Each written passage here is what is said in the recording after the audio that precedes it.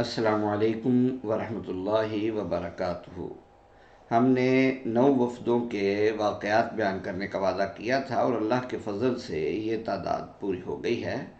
اب سامعین و حاضرین، جانب عالم صلی اللہ علیہ وآلہ وسلم کی وفات، حسرت آیات اور انتقال پرملال کا بیان کرنے لگے ہیں۔ دعا فرمائیں کہ اللہ تعالیٰ اس پل صراط کو بطریق احسن عبور کرنے کی توفیق عطا فرمائے، آمین۔ یہ ایک اٹل حقیقت ہے کہ جس نے بھی اس دنیا میں آنا ہے اس نے ایک مقرر وقت گزار کر دوبارہ اپنے رب کی طرف جانا ہے۔ اللہ تعالیٰ فرماتا ہے کل نفس ذائقۃ الموت ثم الینا ترجعون، ہر ذی روح نے موت کو چکھنا ہے، پھر تم نے ہماری طرف لوٹ کر آنا ہے۔ اس قانون میں کوئی استثناء نہیں ہے۔ علماء، صلحاء، اولیاء، شہداء، حتیٰ کہ انبیاء بھی اس سے مستثنیٰ نہیں ہے۔ سب پر موت نے بہرحال وارد ہونا ہے اور سب نے اس کا ذائقہ بہر صورت چکھنا ہے۔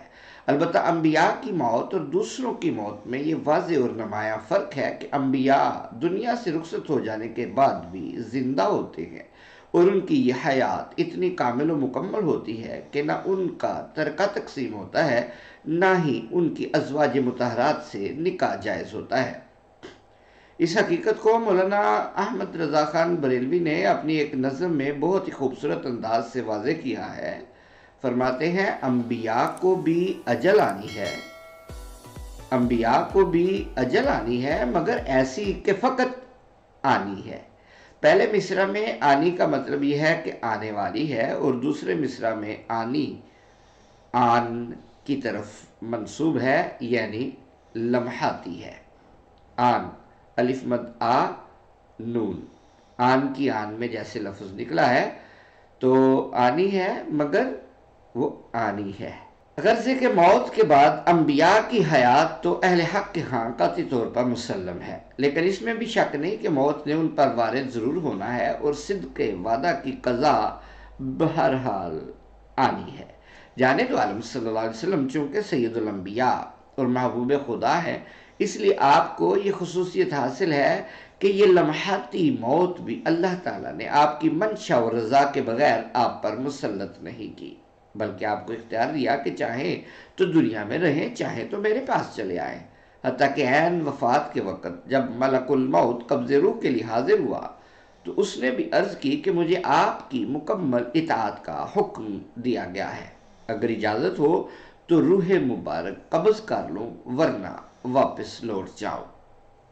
اگر آپ چاہتے ہیں تو ملک الموت کو واپس بھیج دیتے اور قیامت تک دنیا ہی میں رہتے، مگر آپ نے اپنے رب سے ملاقات و وصال کو ترجیح دی اور صحابہ کرام کو سوگوار چھوڑ کر عازم خلد بری ہو گئے صلی اللہ علیہ وسلم۔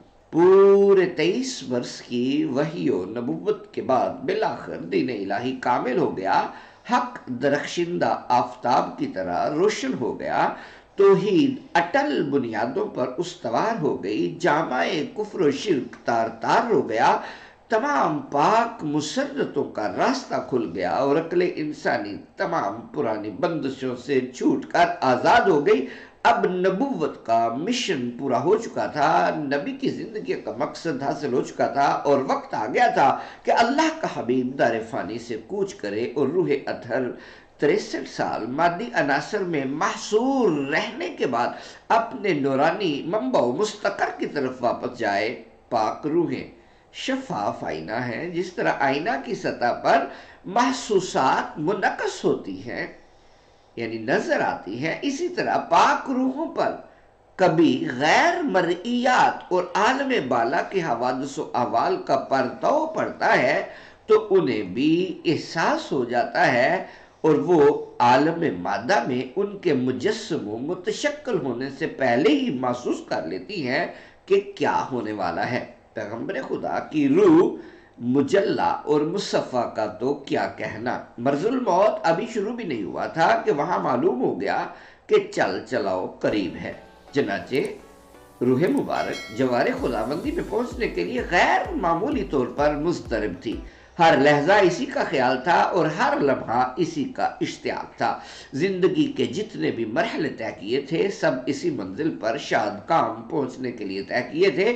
اسی کی دھن میں دنیا کی مسرتوں سے بیزار رہے تھے، اسی کی طلب میں دل و دماغ و جسم قربان کیے ہوئے تھے۔ اب جو اس سے نزدیکی ہوتی جا رہی تھی، آتش شوق بھی تیز ہوتی جا رہی تھی، نسک اور عبادت بڑھتی جاتی تھی، حتیٰ کہ آخری دنوں میں ریاضت تمام پچھلے زمانوں سے زیادہ تیز ہو گئی تھی اور جسم مبارک اس قدر خستہ، لاغر اور پشمردہ ہو گیا تھا، پرانی مشق کی طرح سوکھ کر رہ گیا تھا۔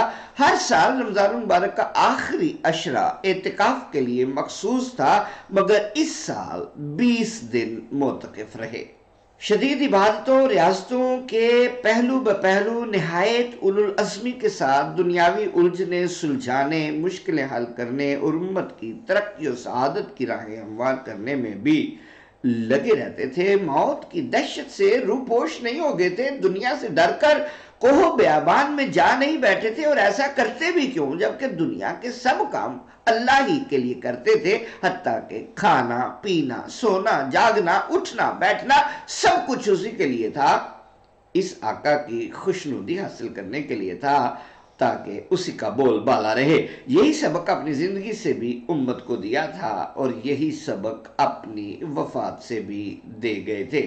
جس طرح کے تفصیل سے آپ کو حجۃ الوداع کے بارے میں بتا چکا ہوں کہ عمر کے آخری سال اور وفات سے کل 90 روز پہلے حج کا موسم پیش آیا۔ اس تقریب میں مسلمانوں کا سب سے بڑا اجتماع ہوتا ہے۔ امت کو فلاح دارین کا سبق اثر نو دینے کے لیے یہ بہترین موقع تھا۔ اب تک خود بھی حج نہیں کیا تھا اور یہ عام فریضہ دینی باقی رہا جاتا تھا، چنانچہ اپنے سفر حج کی منادی کر دی اور مسلمان جوک در جوک ہر طرف سے روانہ ہونے لگے تاکہ اپنے نبی کا دیدار کریں اور خود اس کی زبان سے پیغام الہی سنیں۔ یہ حج در حقیقت تاریخ اسلام کا ایک اہم ترین واقعہ ہے اور صحیح معنوں میں حج اکبر ہے۔ اس میں آپ نے جو خطبہ دیا وہ اصول دین کا لب لباب، دین و دنیا کی سعادت کا دستور العمل، قومی زندگی کے قوانین کا مجموعہ، شخصی زندگی کا ضابطہ، محاسن اخلاق کا گنجینہ، کتاب و سنت کا خلاصہ، تمام آسمانی شریعتوں کا نچوڑ ہے، اور اس لائق ہے کہ ہر کلمہ گو بلکہ ہر نیکوکار انسان اس کو غور سے پڑھے اور اس سے اپنی زندگی میں شمع ہدایت کا کام لے۔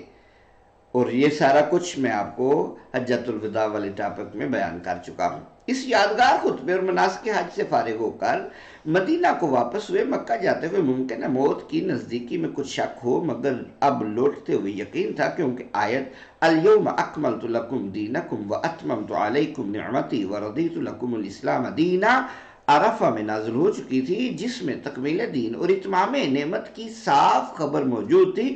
اور پھر سورہ اذا جاء نصر اللہ یوم النحر 10ویں ذوالحجہ منی میں نازل ہوئی تھی، اور وہ آپ کی وفات قریب ہونے پر قطعی دلیل تھی۔ چنانچہ راستہ میں خم نام مقام جگہ میں صحابہ کرام کو نبی اکرم صلی اللہ علیہ وآلہ وسلم نے جمع فرمایا اور ان کے سامنے تقریر کی، اے لوگو، میں بھی تمہارے ہی جیسا ایک انسان ہوں، قریب ہے میرے رب کا قاصد آئے اور میں دائی اجل کو لبیک کہوں، میں تم میں دو چیزیں ثقلین چھوڑے جا رہا ہوں، کتاب اللہ اور اپنی عطرت اہل بیت۔ کتاب اللہ ایک رسی ہے جو آسمان سے زمین تک لٹکی ہوئی ہے، اور لطیف و خبیر نے مجھے خبر دی ہے کہ یہ دونوں ایک دوسرے سے کبھی جدا نہ ہوں گے، یہاں تک حوض پر میرے پاس آ جائیں، اب تم دیکھو کہ میرے بعد ان سے کیا سلوک کرو گے۔ حج ختم کر کے آپ صحیح و سالم مدینہ پہنچ گئے اور حسب معمول واضح و ارشاد اور نسک و تعبد میں مصروف رہے۔ نسک کا مطلب قربانی۔ مرض الموت کے آغاز تک کوئی خاص واقعہ پیش نہیں آیا، البتہ بیماری سے صرف 2 دن پہلے مسلمانوں کو بلقاء پر حملے کے لیے تیاری کا حکم دیا۔ اب سے پہلے غزوہ موتا کے سلسلے میں آپ کے چچیرے بھائی جعفر ابن ابی طالب اور منہ بولے بیٹے زید بن حارثہ شہید ہو چکے تھے، چنانچہ اس نئی مہم کے لیے انہی زید کے بیٹے اسامہ کو منتخب فرمایا اور اس فوج کا سپہ سالار مقرر کیا۔ یہ فوج تیار ہو کر مدینہ سے باہر نکلی، مگر چونکہ آپ کی علالت فوراً شروع ہو گئی تھی اس لیے آگے بڑھنے سے رک گئی اور مدینہ کے باہر پڑاؤ ڈالے پڑی رہی، جیسا کہ آگے جو گفتگو کروں گا آپ کو سمجھ آتی جائے گی۔ مرض کی تفصیلات بیان کرنے سے پہلے یہ بتا دینا ضروری ہے کہ عمر کے آخری برسوں میں بمقتضائے بشریت پیری کے بعض عوارض و حالات جس میں اتھر پر طاری ہونا شروع ہو گئے تھے، چنانچہ فربہی زیادہ ہو گئی تھی، عام کمزوری بھی محسوس ہونے لگی تھی اور نفل نمازیں عموماً بیٹھ کر پڑھنے لگے تھے۔ یہی نہیں بلکہ طبیعت میں اکثر ناساز ہو جایا کرتی تھی، جیسا کہ عروہ ابن زبیر کی حدیث میں ہے کہ میں نے ام المومنین عائشہ صدیقہ سے کہا، میں آپ کی سمجھ کی تیزی سے متعجب نہیں ہوں، کہتا ہوں کہ رسول اللہ صلی اللہ علیہ وسلم کی بیوی اور ابو بکر کی بیٹی کو ایسا ہی ہونا چاہیے۔ شعر اور تاریخ عرب میں آپ کی علمیت پر حیران نہیں ہوں، کہتا ہوں کہ ابو بکر کی بیٹی ہیں جو اس علم کے سب سے بڑے عالم تھے، یعنی شعر اور تاریخ کے۔ البتہ جس بات پر مجھے نہایت حیرت ہے وہ علم طب میں آپ کی مہارت ہے۔ سوچتا ہوں کہ یہ علم آپ کو کیوں کر اور کہاں سے حاصل ہوا؟ عروہ کہتے ہیں کہ سن کر ام المومنین نے میرے شانے پر ہاتھ مارا اور پیار سے فرمانے لگی، میرے عروہ سن، رسول اللہ صلی اللہ علیہ وسلم آخر عمر میں بیمار ہو جایا کرتے تھے۔ اس دوران عرب کے ہر حصہ سے آپ کی خدمت میں وفد حاضر ہوتے اور طرح طرح کے نسخے بتاتے تھے، میں ان نسخوں سے آپ کا علاج کیا کرتی تھی، اسی سے مجھے علم طب میں دخل ہو گیا، یعنی علم طب سمجھ آنا شروع ہو گیا۔ یہ مسند عائشہ میں ساری تفصیلات موجود ہیں۔ مرض سے پہلے جس طرح خود رسول اللہ صلی اللہ علیہ وسلم کو اپنی وفات کا علم ہو گیا تھا، اسی طرح بعض صحابہ کو بھی خوابوں کے ذریعے پتہ چل گیا تھا۔ چنانچہ آپ کے چچا حضرت عباس کہتے ہیں، میں نے ایک رات خواب دیکھا کہ زمین مضبوط رسوں سے بندھی آسمان کی طرف کھینچی چلی جا رہی ہے۔ میں نے یہ خواب حضرت صلی اللہ علیہ وسلم سے بیان کیا تو فرمایا، یہ آپ کے بھتیجے کی موت ہے۔ اسی طرح حضرت عائشہ صدیقہ نے بھی ایک خواب دیکھا جس کی تعبیر گو اس وقت ان کی سمجھ میں نہیں آئی، مگر اس کا تعلق آپ کی وفات سے تھا۔ فرماتی ہیں، میں نے دیکھا کہ میرے حجرے میں 3 چاند اتر آئے ہیں۔ میں فوراً اپنے والد ابو بکر کے پاس گئی اور خواب بیان کیا۔ کہنے لگے، تم اس کی کیا تعبیر کرتی ہو؟ میں نے کہا، میرے خیال میں رسول اللہ صلی اللہ علیہ وسلم سے اولاد ہوگی۔ اس پر حضرت ابو بکر صدیق چپ ہو گئے، یہاں تک کہ نبی اکرم صلی اللہ علیہ وسلم کا وصال ہوا تو فرمانے لگے، یہ تیرا سب سے اچھا چاند تھا، یہ تیرا سب سے اچھا چاند تھا۔ اس کو ابن سعد نے روایت کیا ہے۔ پھر خود حضرت ابو بکر صدیق اور حضرت عمر فاروق دفن ہوئے تو دوسرا چاند اور تیسرا چاند، اس طرح اسلام کے 3 چاند عائشہ کے حجرہ میں اتر کر ہمیشہ کے لیے تابع ہو گئے اور ان کے خواب کی تعبیر پوری ہوئی۔ عام طور پر صحابہ فرط محبت و عقیدت کی وجہ سے آپ کی وفات کا وہم بھی دل میں لانا نہیں چاہتے تھے۔ یہ خیال ان سے بہت دور تھا کہ سرور دو جہاں بھی اور سب آدمیوں کی طرح وفات پا جائیں گے۔ عام طور پر یہ خیال تھا کہ اگر آپ فوت بھی ہوں گے تو سب سے آخر میں، لیکن خود آپ اس غلط اور متوہمانہ خیال کی ہمیشہ تردید کرتے رہتے تھے۔ چنانچہ جب آپ کو پہلی مرتبہ لوگوں کے اس خیال کا حال معلوم ہوا تو صحابہ میں خطبہ دیا، تم خیال کرتے ہو کہ میں تم سب کے بعد کوچ کروں گا، حالانکہ میں تم سے پہلے جانے والا ہوں، تم میرے بعد گروہ در گروہ ایک دوسرے کے پیچھے چلے آؤ گے۔ سامعین و حاضرین، یہ رسول اللہ صلی اللہ علیہ وسلم کے وصال کی بات انشاءاللہ قسط وار آپ کی خدمت میں پیش کی جائے گی۔